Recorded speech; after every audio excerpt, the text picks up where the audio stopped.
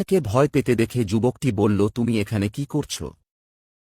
তখন সোনিয়া কাপা কাপা গলায় বলল, আমি এক বিশেষ জড়িবুটির সন্ধানে এখানে এসেছি, কিন্তু বাড়িতে যাওয়ার রাস্তা হারিয়ে ফেলেছি। যুবকটি চুপচাপ সোনিয়াকে দেখতে লাগল, যেন তার চোখের লুকানো রহস্য সে পড়ছিল। যুবকটি শান্ত কণ্ঠে বলল, ভয় পেও না, আমি তোমাকে জঙ্গল থেকে বের করে তোমার বাড়িতে পৌঁছে দেব। সোনিয়া অবাক হয়ে ভাবল, এই যুবক এই জঙ্গলে কি করছে?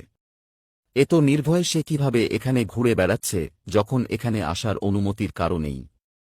কিন্তু এই সময় সে প্রশ্ন করার বদলে তার পিছনে চলতে শুরু করল। যুবকটি অন্ধকার জঙ্গলে কোনো ভয় ছাড়াই নির্ভয়ে সামনে আগ বাড়তে লাগল। তাকে দেখে মনে হচ্ছে সে এই জঙ্গলের প্রতিটি গাছ, প্রতিটি রাস্তা, প্রতিটি রহস্যের সাথে গভীরভাবে পরিচিত। সোনিয়ার মনে অনেক প্রশ্ন ঘুরপাক খেতে লাগল। কে এই যুবক? সে এই গভীর ঘন জঙ্গলে কি করছে? গ্রামের কিছুটা কাছাকাছি এসে যুবকটি থেমে গেল আর সোনিয়াকে বলল তার বাড়িতে ফিরে যেতে। সোনিয়ার পিছনে ফিরে তাকিয়ে দেখল সেই যুবক আবার গভীর জঙ্গলের দিকে চলে যাচ্ছে। কিছুক্ষণের মধ্যে সে যুবক গভীর অন্ধকারে মিলিয়ে গেল, যেন মনে হচ্ছে সেখানে কেউ ছিলই না। সোনিয়া তার বাড়িতে ফিরে আসলো। সে যখন বাড়িতে ফিরে আসলো তখন দেখল তার মা আগের থেকে আরও বেশি অসুস্থ হয়ে পড়েছে। সোনিয়া হতাশ হয়ে তার মাকে বলল সে সেই জড়িবুটি খুঁজে পায়নি। তার মা হালকা হেসে তার হাত ধরে বলল, চিন্তা করো না মা, জীবন আর মৃত্যু আল্লাহর হাতে, ভাগ্যে যা আছে তাই হবে। কিন্তু সোনিয়া তার মাকে হারাতে চায় না। পরের দিন হাকিম সাহেব যখন তার মাকে দেখতে আসল, তখন সে তার মাকে পরীক্ষা করে এক গভীর নিঃশ্বাস নিয়ে বলল, তোমার মায়ের অবস্থা খুব খারাপ, আমার মনে হয় না সে 1 মাসের বেশি বাঁচতে পারবে। সোনিয়া অশ্রুসিক্ত চোখে বলল, আমি যদি সেই জড়িবুটি খুঁজে আনতে পারি তাহলে কি আমার মা বাঁচবে? হাকিম সাহেব কিছু সময় সোনিয়ার দিকে তাকিয়ে থেকে তারপর বলল, ভালো করার মালিক আল্লাহ, কিন্তু যদি সেই জড়িবুটি পাওয়া যায় তবে হয়তোবা তিনি বেঁচে যেতে পারেন। সোনিয়ার মনে আশার এক আলো ফুটে উঠল। সে বলল, ঠিক আছে, আমি আবার সেই জঙ্গলে যাব। তার মা তাকে বলল, রাতে সেই জঙ্গলে তুমি যাবে না। তখন তোমার জন্য আমি সবকিছু করতে পারি, যে কোনো কিছুর বিনিময়ে সেই জড়িবুটি খুঁজে আনব। সে ধীরে ধীরে জঙ্গলের দিকে যেতে লাগল, কিন্তু সে গতবারের মতো আর ভুল করতে চাইল না। তাই সে তার হাতে একটি থলিতে কিছু সাদা পাথর নিল। প্রতি কদম চলার সাথে সেই পাথরগুলোকে রাস্তায় ফেলে নিশানা তৈরি করল, যাতে সে ফিরে আসার রাস্তা খুঁজে পায়। সেই ঘন গভীর জঙ্গলে ঝোপঝাড় রাতের অন্ধকার ভয়ঙ্কর আওয়াজগুলো তার মনে অস্থিরতার ঝড় তুলল। কিন্তু তার মায়ের প্রতি তার ভালোবাসা আর মাকে বাঁচানোর তীব্র ইচ্ছা তাকে সামনে আগতে বাড়তে বাধ্য করল। সে নিজেকে বলতে লাগল, এটা কিভাবে হতে পারে? এই কথা বলে সে তার হাতে থাকা পাথরগুলোকে দেখতে লাগল।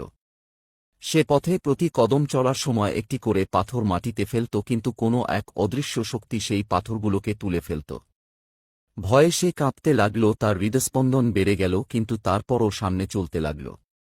কারণ যেভাবেই হোক তাকে সেই জড়িবুটি খুঁজে বের করতে হবে, মাকে বাঁচাতে হবে। সে চলতে চলতে জঙ্গলের সেই অংশে সে পৌঁছে গেল।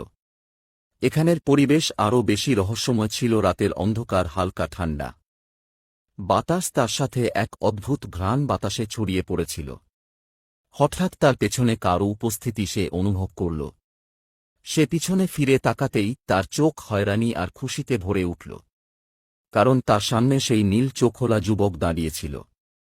সে চুপচাপ দাঁড়িয়ে তাকে দেখছিল। চাঁদের আলোতে তার নীল চোখ চিকচিক করছিল। সোনিয়ার ভয় কিছুটা কমে গেল, কারণ এটা সেই যুবক যে গতকাল রাতে তাকে সাহায্য করেছিল। যুবকটি নরম গলায় বলল, তুমি প্রতি রাতে এখানে কি নিতে আসো? সোনিয়া ধীর গলায় বলল, আমি এক বিশেষ জড়িবুটি খুঁজতে এখানে আসি, যা আমার মাকে বাঁচাবার জন্য আমার প্রয়োজন। যুবকটি মনোযোগ দিয়ে তার কথা শুনল, তারপর নরম গলায় বলল, এই জঙ্গল সাধারণ মানুষের জন্য নয়, এখানে আসা অনেক বিপজ্জনক। তুমি যদি সত্যি তোমার মাকে বাঁচানোর জন্য এখানে এসে থাকো তবে আমি অবশ্যই তোমাকে সাহায্য করব। সোনিয়ার চোখে আশার এক আলো ফুটে উঠল। সে খুশি হয়ে যুবককে বলল, তুমি কি সত্যি তোমাকে সাহায্য করব? সোনিয়ার চোখে আশার এক আলো ফুটে উঠল। সে খুশি হয়ে যুবককে বলল, তুমি কি সত্যিই আমাকে সাহায্য করবে? যুবকটি হালকা হেসে মাথার নেড়ে বলল, হে। তারপর গম্ভীর গলায় বলল, কিন্তু একটা শর্ত আছে, আমাকে তোমার বিশ্বাস করতে হবে আর আমার দেখানোর রাস্তা তোমাকে চলতে হবে। কারণ এই জঙ্গলে অনেক রহস্য লুকিয়ে আছে আর কিছু জিনিস এমনও আছে যা তোমার দেখা উচিত নয়। এরপর সে যুবকটির পিছনে চলতে শুরু করল। তারা দুইজন জঙ্গলের গভীরে প্রবেশ করতে শুরু করল। তখন সোনিয়া বলল, আমি শুনেছি এই জঙ্গলে বিশেষ এক ধরনের জড়িবুটি ফুটে আর আমি সেই জড়িবুটির সন্ধানে প্রতিদিন এই জঙ্গলে আসি, কিন্তু সেই জড়িবুটি আমি কোথাও খুঁজে পাচ্ছি না। নীল চোখওয়ালা যুবকটি মুচকি হেসে সোনিয়ার দিকে তাকিয়ে থাকল আর বলল, আমি তোমার সাহায্য করতে পারি। আমি জানি সেই গাছ কোথায় আছে, কারণ আমি এই জঙ্গলে থাকি। সোনিয়া চমকে উঠল, হয়রানি তার চোখে ফুটে উঠল। সোনিয়া বলে উঠল, তুমি জঙ্গলে থাকো? যুবকটি মাথা নেড়ে বলল, হে। যুবকটি বলল, এই জঙ্গল আমার ঘর। এ জঙ্গলের প্রতিটি গাছ, লতাপাতা সবকিছুর সাথে আমি গভীরভাবে পরিচিত। এগুলো আমার জন্য অপরিচিত, অচেনা নয়। তুমি যে গাছের সন্ধানে এখানে এসেছ এটা এখান থেকে বেশি দূরে নয়। এই বলে যুবকটি হাত দিয়ে এক জায়গার দিকে ইশারা করল। সোনিয়া সামনে তাকিয়ে দেখল, সত্যিই এখান থেকে কিছু দূরে একটি গাছ দেখা যাচ্ছে যার পাতা থেকে অদ্ভুত এক ধরনের রশ্মি বের হচ্ছে। সোনিয়া দ্রুত দৌড়ে সেই গাছের কাছে এসে পাতাগুলো তুলে নিজের হাতে নিল। তার চোখে খুশির ঝিলিক ফুটে উঠল, যেন সে তার জীবনের সবচেয়ে মূল্যবান সম্পদ হাতে পেয়েছে। সোনিয়া যুবকের দিকে তাকিয়ে বলল, তুমি আমার মায়ের জীবন বাঁচিয়েছ, তার জন্য আমি তোমার কাছে কৃতজ্ঞ। যুবকটি চুপচাপ মুচকি হাসি দিল, তার চোখের মাঝে অদ্ভুত খুশির ঝিলিক কাজ করছিল। সোনিয়া ধীর গলায় বলল, তুমি কি সব সময় এই জঙ্গলে থাকো? যুবকটি মাথা নেড়ে বলল, হ্যাঁ, আমি এখানেই থাকি। আর আমি তোমাকে সব সময় দেখি, তুমি যখন সকালে কাঠ কাটতে আসো, যখন হয়রান হয়ে মাটিতে বসে গাছের সাথে কথা বলো, আমি সবকিছুই দেখি। আমার নজর সবসময় তোমার উপর থাকে। তাই আজ রাতে যখন জঙ্গলে আসলে তখন আমি তোমার পিছু নিয়েছি। সোনিয়া অবাক হয়ে গেল, তার হৃদস্পন্দন দ্রুত চলতে লাগল। সোনিয়া এখন তার বাড়ির দিকে ফিরে যেতে লাগল। তার হাতে ছিল সেই বিশেষ জড়িবুটি আর মনে ছিল অদ্ভুত প্রশান্তি। যখন সোনিয়া চলতে শুরু করল তখন যুবকটি বলল, সোনিয়া। তখন সোনিয়া থেমে গেল আর বলল, কি?